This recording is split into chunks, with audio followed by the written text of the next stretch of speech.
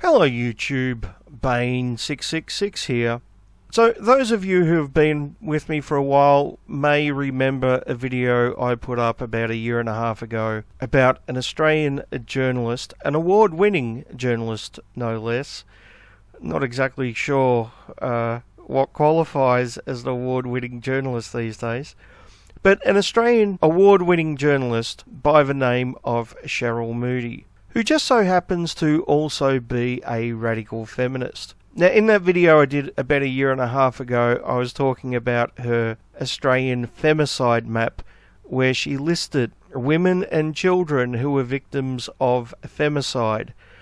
Femicide is the murder of a woman specifically because she's a woman, usually by a man. So, in other words, it's a targeted murder.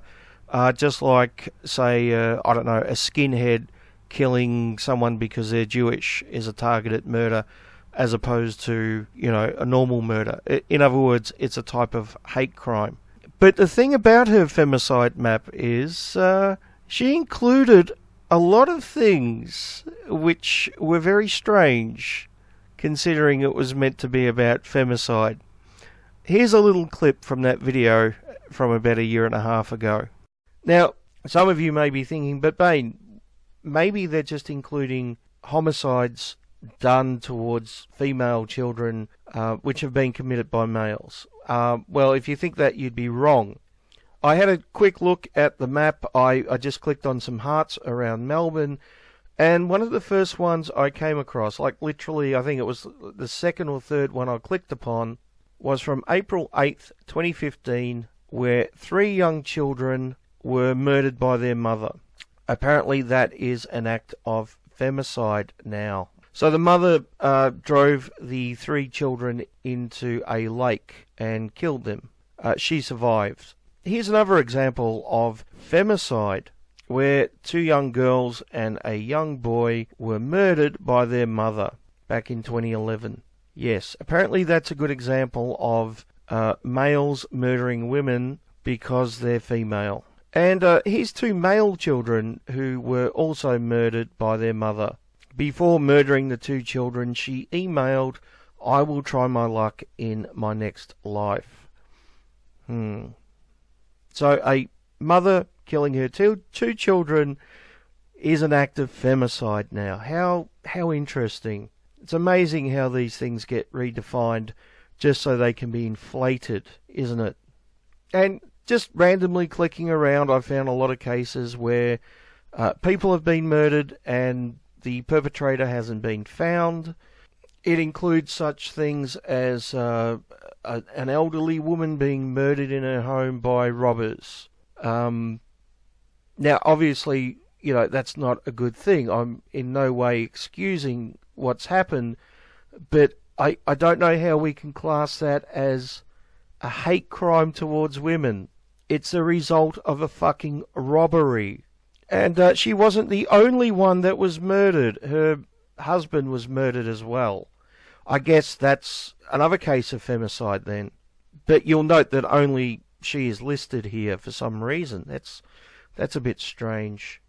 Oh, and here's a case from 1885 where 2 young children were murdered as well as their father by the mother. Now, clearly that is a case of femicide if I've ever heard it. Clearly that is a case of women being murdered because they're women. So do you see the problem with this map? Calling it the femicide map is not exactly accurate, is it?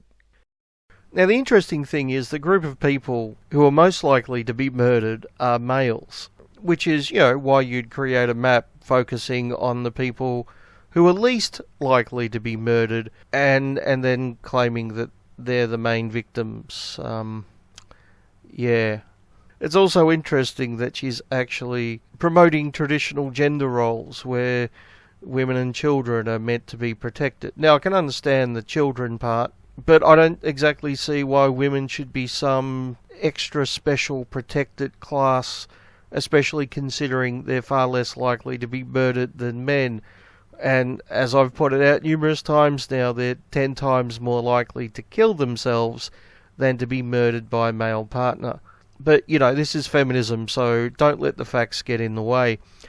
Anyway, Miss Moody also hasn't gone away. She's been very hard at work trying to smash the patriarchy. And the latest way she's doing that is by this. I'd just like to also say while I'm here, I understand that every Australian is very concerned about the fires at the moment, and as we should be, and we're very concerned about those on the front line and those who are living in the areas. But I'd also like to point out that after a cataclysmic event like this, domestic violence peaks and women become extremely unsafe when generally the men return home from the fires and subject them to domestic violence. This is not to say that every person on the front line is a domestic violence perpetrator, but certainly research shows, and we know from the experience of Black Saturday in Victoria 10 years ago, that women are subjected to much harsher, much crueler forms of domestic violence, and we need to make sure that those women are looked after once the fires are done.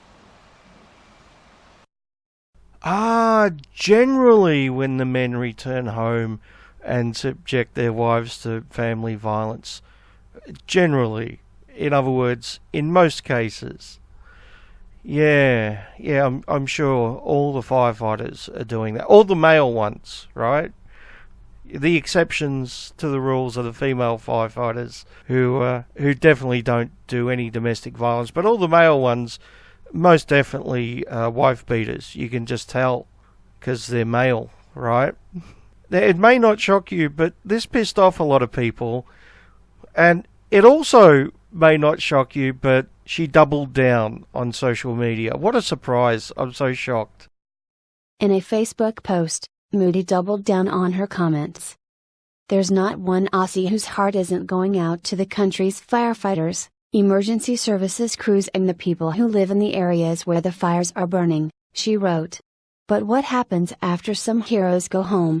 What happens when domestic violence perpetrators finish their work on the front line of a major crisis? They abuse the women in their lives, harder than they ever have, she wrote. Let me be clear. I am not saying every firefighter, emergency service responder or victim of this crisis is a perpetrator.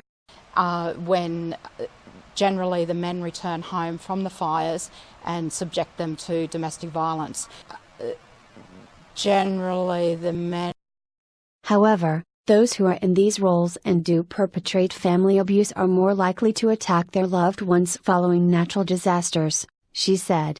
No one wants to view our fire heroes and survivors in a negative light, I totally get that, she added.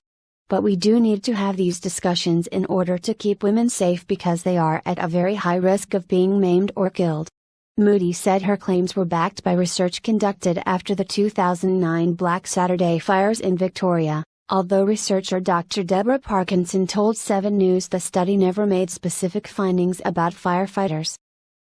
Oh, I see. So the study she quoted, the study that she's basing this whole thing on, wasn't specifically about firefighters, but about people in general who had survived horrendous bushfires and, possibly had their entire house destroyed. Now, it shouldn't be a surprise to anyone that under a high-stress situation like that the likelihood of arguments or violence would greatly increase, which would also include mothers acting violent towards their children, right? I mean, women get stressed too, and we know that roughly 2/3 of child abuse and child murder is done by the mother, so, yeah, where's the warning about mothers killing their kids after the bushfires, Sherele? Strange you didn't mention that.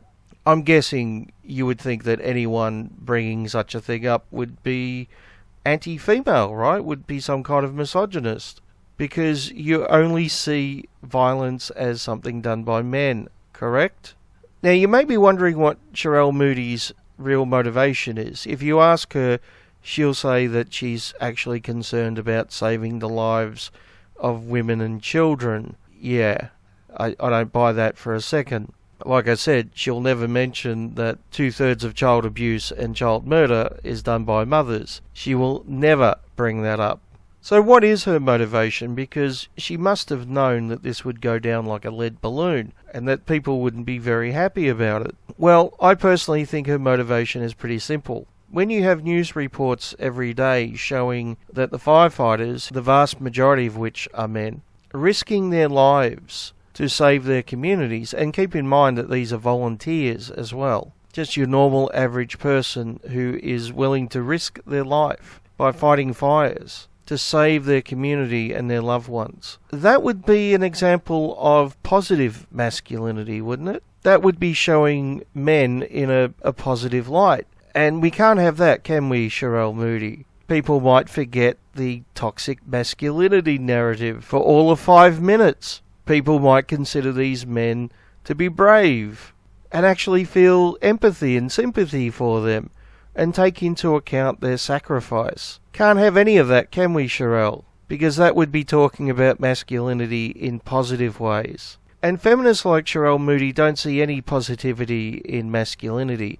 All they see is negative, because their brand of feminism is nothing but a hate movement. So I think that's her motivation for bringing this up, is to try to spin the positive view in the media of these brave men into something negative. And I'm going to say that's pretty fucking disgusting. Now, if she was actually concerned about women and children, and the study actually supported what she was saying, which, once again, it doesn't, but if it did, and she was right, then shouldn't she be advocating for services for these men to help them to deal with their possible PTSD? Because that way you would not only be helping those men, but you'd also be helping their wives and children, right? And let's face it, there is a much, much higher risk of these men committing suicide than violently beating their wife and children. But, to actually bring something like that up, I guess you'd have to give two shits about men, right?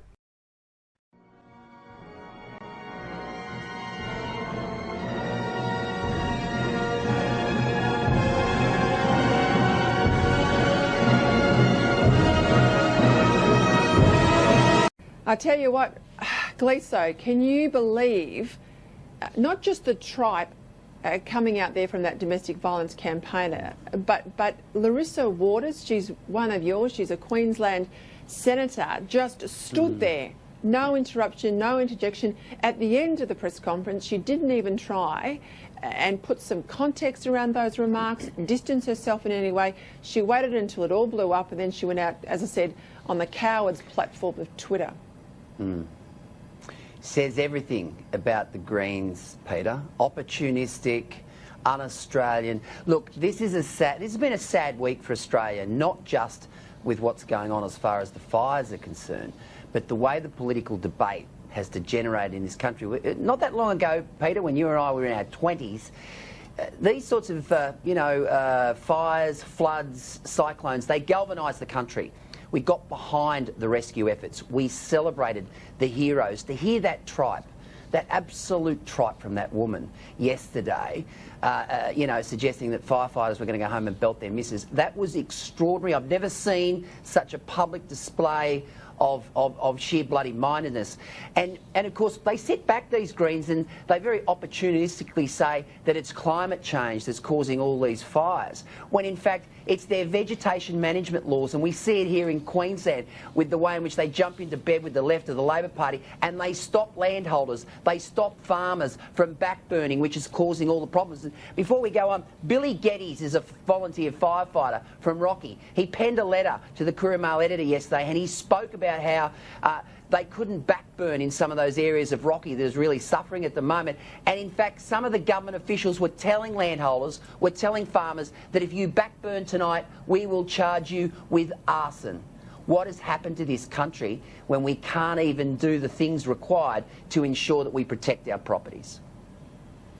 Corin, I have to say, it's really incumbent now on women with a platform and a voice, women like you, women like me, I think, to defend our men. I am really embarrassed about those comments, and I feel for every man that volunteers that's in the fire ground, because not only are they risking their lives, they've been broadly now tarred with the domestic violence brush. And I just think it's untenable and it's embarrassing and it's wrong. It's so wrong, that's exactly the word. It's absolutely disgraceful, and it's so tone deaf to community sentiment that it's actually quite sick. This is what happens when feminist ideology infects your brain to such an extent that you are incapable of seeing the good in men, you know, and incapable of giving credit where credit's due. These fireys are local heroes, and this is so out of touch with community sentiment. It makes my blood boil. I have to be honest, Sherele Moody, I'm familiar with her work. She runs the Red Heart campaign, which is incredibly anti-men. These words coming from her do not surprise me. It should actually be a bit of a wake-up call. She's actually a News Corp journalist. And this should really be a wake-up call, I think, to how much the extreme green activists, those really hateful activists, have infiltrated mainstream media. This is absolutely appalling. Well, that surprises me that she's a News Corp journalist. I mean, this whole hatred of masculinity, right? They're targeting the men that are out there doing the physical labour of firefighting. Unfortunately, you can't fight fires from your keyboard. You actually have to get out there and get dirty and put your life on the line. But it's about the masculinity behind those firefighters, Gleeso, that they're really targeting here. And we've seen this across the board. Oh, absolutely, and there's evidence. And I was on Steve Price's show today on 2GB, where they actually spoke about some of the rural firefighters, that there's usually a baby boom about 9 months on from a big fire, because the men are out, you know, doing their thing for a few days, and they come back, and obviously their wives have missed them, and all of a sudden 9 months down the track, there's a bit of a baby boom. So I think this has been the greatest load of public tripe I have ever seen. It just strikes at the heart of everything that's not right about this country. And as you say, for Larissa Waters to sit behind that woman and not call her out yesterday just says so much about the Greens.